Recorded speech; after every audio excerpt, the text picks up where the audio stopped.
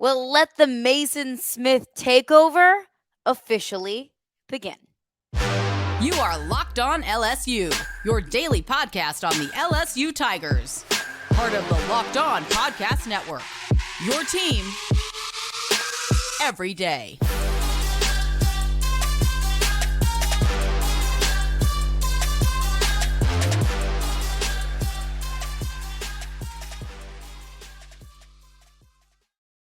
Well, thank you for making Locked On LSU your first listen every single day. We are free and available wherever you get your podcast, but just a reminder that you can also find us on YouTube as well.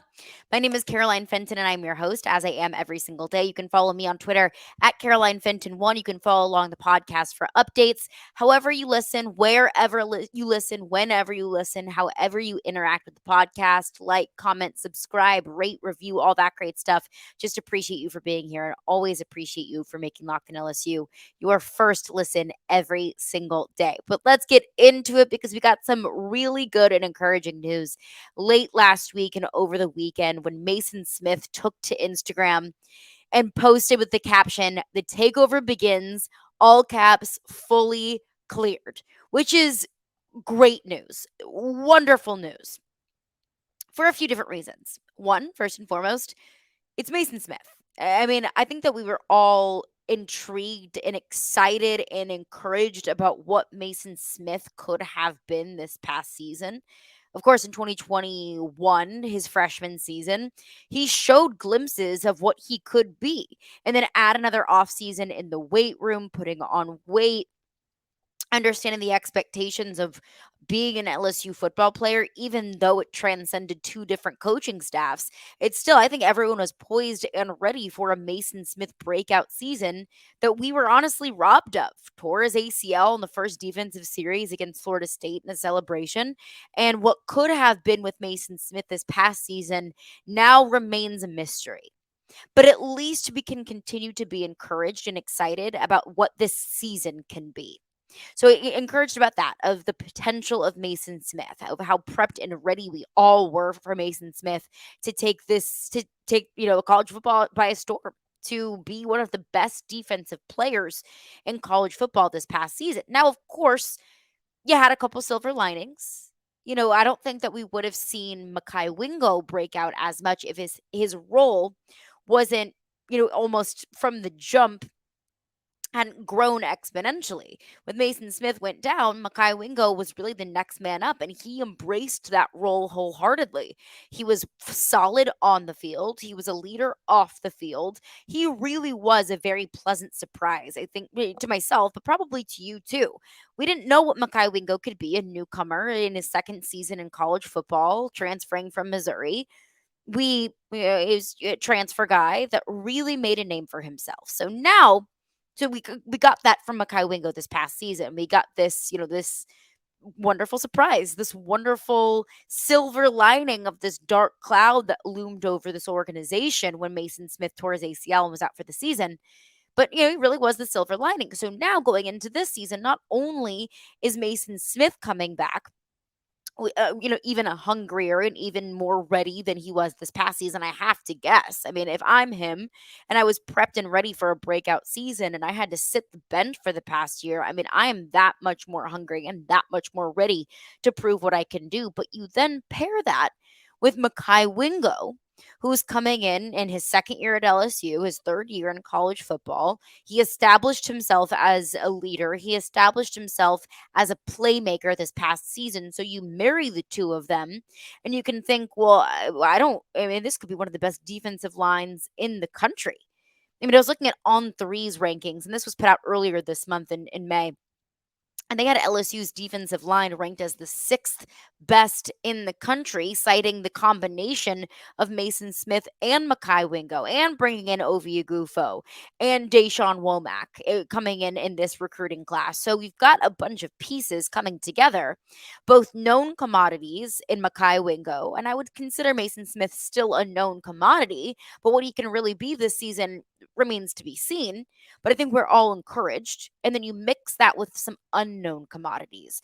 Paris Shand coming in from Arizona, Ovie Oghoufo coming in from Texas and from Notre Dame, although they may have been more known commodities and the schools that they came from at LSU and what they are in this defense, those are all yet to be proven. So the intrigue and the mystery and the upside is all really encouraging.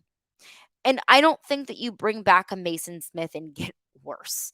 I think that he is very widely regarded as one of the top defensive linemen in the country, as one of the top defensive players in the country. He's just got to go out there and prove it. He's got to go out there and show it after being sidelined with an injury this past season. But one thing that I do want to remind everyone of, there's still a chance that Maason Smith might come back and he's not 100%. That's, the dark cloud of this conversation, of this portion of Maason Smith, is just because you get medically cleared does not mean that you were the player that you were the day that you tore your ACL. Doesn't mean that you're the player that you were the season before. And that's the unfortunate reality about a lot of this. That's not saying that he's not going to be that player. I mean, heck, for all I know, Maason Smith could come back better. For all I know, Maason Smith could come back without missing a beat. But it's also a reality that when players tear their ACLs, it takes more than just being medically cleared. It takes time to get back to that strength that you had. It takes time mentally to come back and get reacclimated to the workload that this sport requires. It takes some time for your knee to not just be medically cleared, but to be 100%. So I don't think that it's a fair expectation to say that Maason Smith is now going to go out there in fall camp and be an absolute bruiser and be the exact same player that he was before he tore his ACL. It might take some time. It might not. I mean, Maason Smith could go out there and absolutely, prove me wrong, and all of our jaws will be on the floor. He might come back and be exactly as he was advertised. I just don't know. And that's the disclaimer that I would like to put on all of this is don't expect him from the very beginning to be exactly what we remembered him to be. It takes time. But all of that to say, the other thing that I'm encouraged about is this is early. Usually I would say it takes about 10, 11, 12 months, more so a year. I would say blanket statement. If you said, how long does it take to recover from an ACL? I would say usually more often than not, on average, it's a year. Well, Maason Smith is coming in at about the 9-month mark. That's really good news, and that's very encouraging to me because now he can make that work and put in the work that it takes to get back to 100%. And it's early enough that he can go throughout that process. And it makes me a little bit more encouraged that it is this early, that he can get back to 100% by September because he has that time. He's now medically cleared, so he can be in the weight room. He can go out there and practice. He can go through conditioning. We already saw him in spring practice kind of going through some drills with pads on, but now it is full go. Now it is green light ahead. As long as he feels okay, then he is good to go. He is ready to rock. So that makes me encouraged. It's not, July where he's got a whole lot of work to do and a whole lot of, weight room work and a whole lot of conditioning to do in order to get back and ready and 100% by September.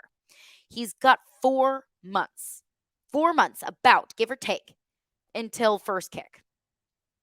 That's more encouraging than 1 month or 2 months. It's the work that he can put in.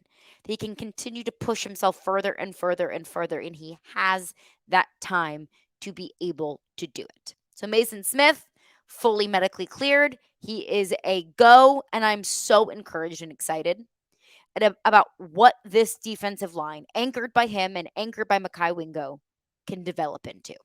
I think it's going to be fun. But coming up next, another new element to the defense that LSU has added in.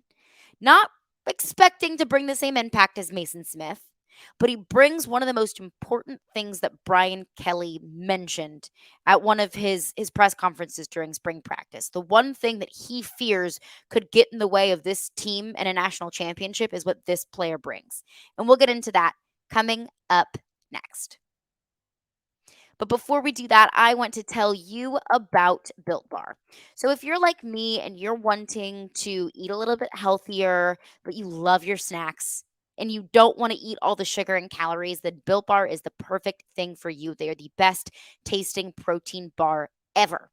Built Bars and Built Puffs are healthy and they taste amazing. I mean, seriously, they taste so amazing that you won't even think that they're good for you. So you've got to try them. They're covered in 100% real chocolate. That's right, real chocolate. So they taste delicious and they come in amazing dessert like flavors like churro and peanut butter brownie and cookies and cream. And I'm not really sure how they do it. How they make these bars taste like a candy bar, they taste like a dessert, taste like you're cheating on your diet, but they also maintain amazing macros. Only 130 calories and only 4 grams of sugar with a whopping 17 grams of protein. That's right, these will keep you full for hours. And now you don't need to wait around to get a box. For years, we've been talking about ordering built bars at built.com, which of course you can still do, but now you can also get them at your local Walmart. So head into Walmart, go to the pharmacy section, grab yourself a box of built bars. You can pick up a 4-bar box of cookies and cream, double chocolate, or the coconut puffs. Or if you're closer to a Sam's Club, head into Sam's Club as well. Run and grab a 13-bar box, the bulk boxes, with our hit flavors brownie batter puff and churro puff. So delicious, good for you. You can thank me later. Well, thanks again for making Locked on LSU your first listen every single day. We are free and available wherever you get your podcasts. And hey, every dayers on the podcast tomorrow, we'll have a full Hoover preview, some end of season awards, some accolades for some LSU Tigers, and what this trip to Hoover could potentially look like for LSU. All of that coming up on tomorrow's edition of Locked on LSU.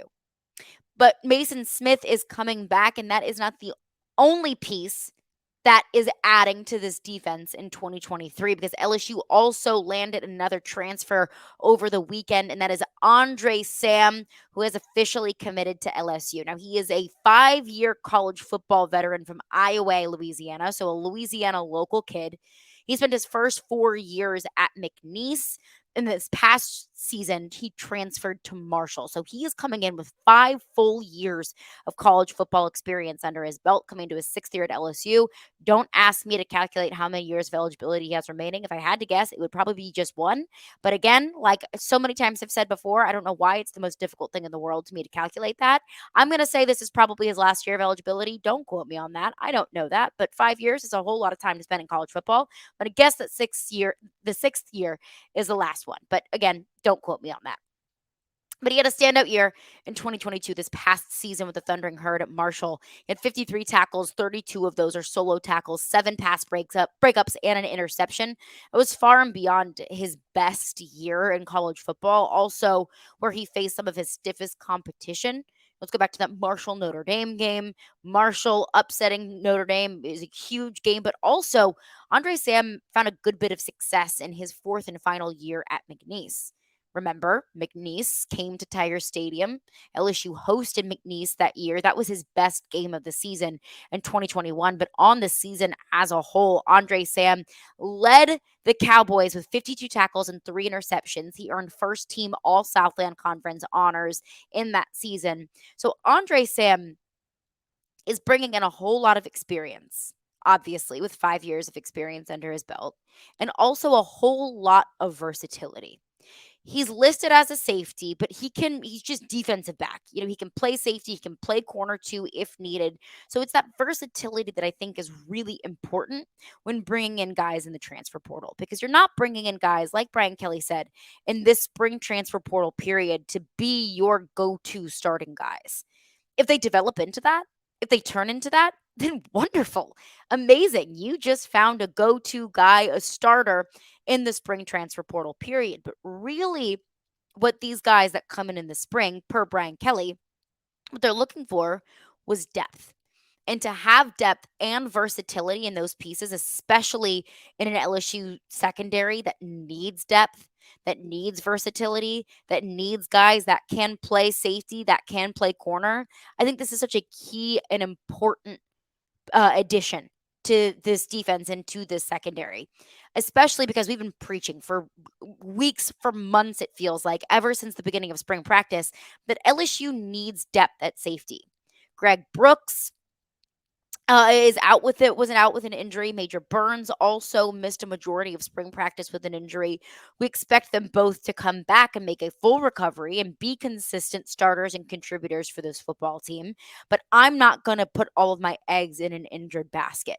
Hope is not a strategy. So that's exactly what Sam brings, is a little bit more insurance to a safety room that's been undergoing some injuries, that's been dealing with some injuries, that's been dealing with some depth problems, looking at Javian Toviano and some of the true freshmen that were filling into those safety roles. That's fine to do in spring camp. That's actually pretty good to do in spring practice because you get those younger guys some reps. You're able to see what you have in some of those younger players. However, you don't want to be faced with that in October. When you're on the road at Bryant Denny, you don't want to have to, hand over the keys to Javian Toviano and say, hey, kiddo, good luck out there, bud, because you're all that we've got. And maybe at that point, Javian Toviano totally is ready for that responsibility, is totally ready to be that go-to guy in the secondary. But you guys know what I mean, that it's nice to have some experience and some seniority in that room. So that way, if you're experience and seniority continues to get injured or gets injured at some point in the season, well, you've got another piece that you can turn to, that you can look to. And that's the same thing that goes to the cornerback position. LSU picked up a bunch of really solid pieces in the transfer portal in the last transfer portal period in the wintertime in December and January. Picked up Denver Harris, picked up Deuce Chestnut, picked up Zy Alexander from Southeastern.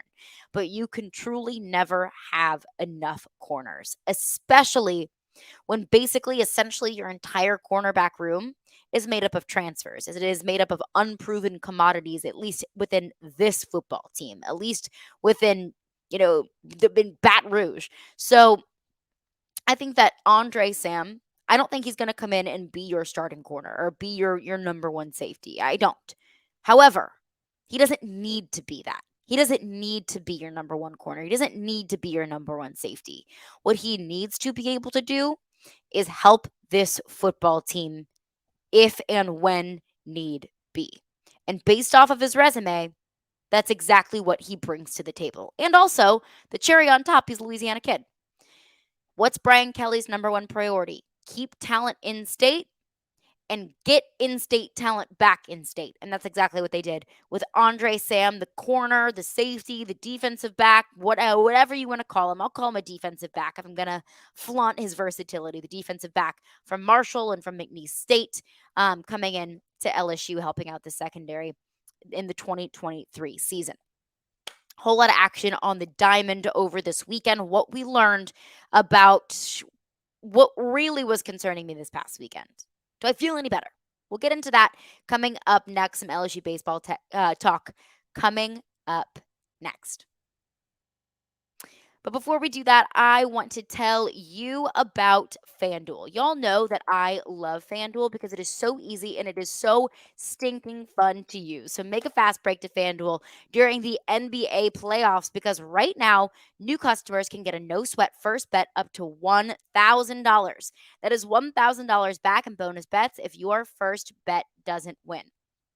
What I'm looking at on the FanDuel Sportsbook right now, I mean, Jimmy Butler, as I like to call him, and the Miami Heat just seem unstoppable. I think at this point, it's pretty darn near close to impossible that the Boston Celtics are going to make a comeback in this series. So I would say it's a very, very, very safe bet that the Miami Heat are going to punch their ticket to the NBA Finals. Also, if you're looking at the other side, the Western Conference Finals, I think that the Joker, Nikola Jokic, is playing like the best player in the NBA right now. So I'd also put some money on the Nuggets. But hey, those are just my takes. You can also look at some of the promotions going on at FanDuel. They have promotions every single day. So there is no better place to bet all the action than America's number one sportsbook. Visit FanDuel.com/locked-on and get a no sweat first bet up to $1,000. That's FanDuel.com/locked-on. FanDuel, official sports betting partner of the NBA. Well, LSU baseball closed out the regular season with a series win over Georgia, and it did not come without just a little bit of drama. I mean, I don't know about y'all. I know I was sweating on Thursday night when it went to 12 innings. My goodness. It should be illegal for everyone's health, mental and emotional and physical health. But that LSU went into that series against Georgia and did what they needed to do. Now, that also comes with the caveat of all LSU needed to do was get a win on Sunday, and that would have been an SEC regular season title. LSU dropped that game, and I say Sunday, I mean Saturday. It was a Thursday, Friday, Saturday series. They needed to beat Georgia on Saturdays to sweep Georgia entirely in order to win the SEC regular season because Vanderbilt and Arkansas, they took care of the rest of the business for LSU to be able to punch their ticket to a regular season championship. They ultimately fell to Georgia on Saturday, 9-5, but they got the series win. And before we get into some specifics, some of my thoughts about the series, here's my take about the regular season. Would it have been cool? Totally. Would I have bragged about it? 100p. It's not a big deal. It's really not. I'm not, shaking in my boots or riding home, swiping my tears away that LSU didn't win the regular season title in the SEC because it doesn't matter. It really doesn't. What matters is postseason championships. Regular season championships, really all it is a pat on the back, is a big old thumbs up, is a great job. You were the best team in the regular season. Dare I say you were the best team when it didn't really matter. I want a postseason championship.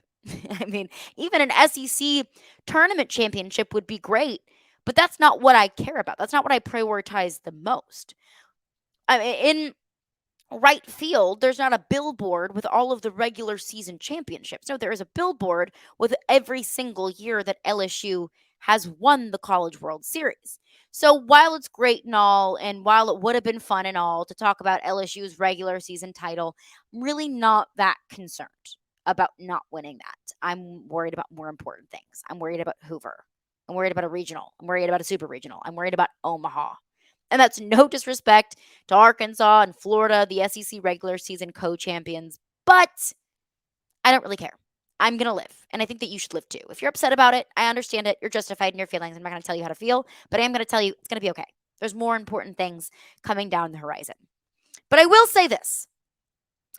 If you watch the podcast or listen to the podcast this past week on Monday, I gave my feelings about the Mississippi State series loss. And of course, if you're going to go back and find that, my mini itty bitty breakdown, you can find that on your preferred podcast platform and on YouTube as well. But I feel a whole lot better about this team. And maybe a whole lot better is a little bit of a stretch.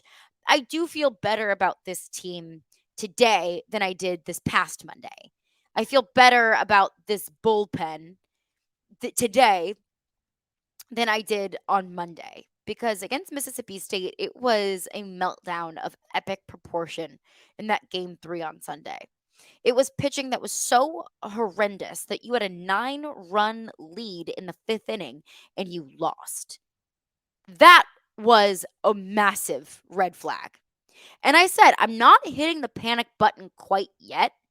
I'm not going full on, freak out, running around in the streets, screaming bloody murder because this team's was done for. Because I didn't think that we were quite there yet. I said, show me what you can do against Georgia. Show me that you can bounce back against Georgia. If I couldn't do that, then maybe my hand's getting a whole lot closer to the panic button. But I'm not hitting the panic button. Because I think that what we saw from Thatcher Hurd on Thursday night when he pitched in relief of Paul Skeens made me feel just a little bit better that, hey, we're getting into the times that it matters most. And even when things get difficult, even when things are in a really high pressure situation, there are guys that come out of the bullpen that can close for you in close games. Because before this weekend, I thought it's really Paul Skeens and sort of Ty Floyd, and that's really it. And I owe Jay Johnson an apology. Because after Thatcher Hurd gave up those 2 solo home runs and Jay Johnson didn't pull him, I thought this is a massive mistake. I said, they're going to lose this game. They're going to lose this game, and this team cannot afford to lose games in which Paul Skeens starts. Your bullpen is not deep enough. Your pitching, frankly, outside of Paul Skeens, is not good enough for you to be losing games that Paul Skeens starts. So I thought, okay, well, great. Well, this is just Jay Johnson waving the white flag. Thatcher Hurd does not look confident out there. He's already given up 2 runs. What else is he going to give up? This is going to be a long night. I disagreed with the decision to keep Thatcher Hurd out there, but there's a reason why he has his job and I do not have his job, and it's because he made the right decision. And I know I usually don't like second guessing coaches' decisions, that just because it worked, it was the right decision. For example, let's go to the Alabama game. Even if LSU hadn't converted in that 2-point conversion in overtime, I still would have said that Brian Kelly made the right decision, because I felt that if that game went to double overtime, then Alabama would have won it. So even if LSU lost that game, even if they didn't convert, I still would have said that was the right decision, because I don't like to second guess things. I'm going to give Jay Johnson a lot more credit here because it did work. And who am I to say, well, you should have taken him out anyway, when it did work? And it seemed like Thatcher Hurd really got his groove back. That Thatcher Hurd, in a really tight and uncomfortable situation, when you're getting into extra innings, was able to stay calm and pitch his way out of it. That he just needed to work his way through it. And that he was able to give up those 2 home runs and still stay settled enough, calm himself down enough to be able to close out the game. And also, Jay Johnson didn't blow and burn another arm in the process. So it really was the right decision. And seeing that performance on Thursday night, and Paul Skeens had a fine night. Paul Skeens continues to do Paul Skeens things, and I never want that to fly under the radar. But seeing that from Thatcher Hurd, it at least reminds me, okay, it's there. The ability is there. We know that you can do it. Now let's see more and more pitchers start to stitch better and better weekends and series together. Because after Mississippi State, I thought there is no go-to guy out of the bullpen. I'm not ready to elect Thatcher Hurd that guy, but I at least feel a little bit more encouraged that he came in a tough and uncomfortable situation, made worse by himself, and then made much, much, much, much infinitely better by himself as well. So I was at least encouraged. I'm not keeping my hand off of the panic button, but I'm lifting it up a little bit more. I can breathe a little bit better. But now we're getting into the stuff that really matters. We're getting into postseason baseball. They're in Hoover. Hoover action starts Tuesday morning. So tomorrow morning, LSU does not play until Wednesday. LSU will play the winner of the South Carolina-Georgia game. So say go Dogs to that. Hopefully, fingers crossed, because South Carolina has been cooking the last few weeks. So we'll have more of a Hoover breakdown on tomorrow's podcast. But now is when things matter. Now is when you can start to see some postseason shenanigans coming out from this team. And can they step up when the pressure is even higher? Can they step up when it really starts to matter most? We'll get into that on tomorrow's podcast. But thank you for making Locked On LSU your first listen every single day. Hoover Talk plus so much more on tomorrow's edition of Locked On LSU.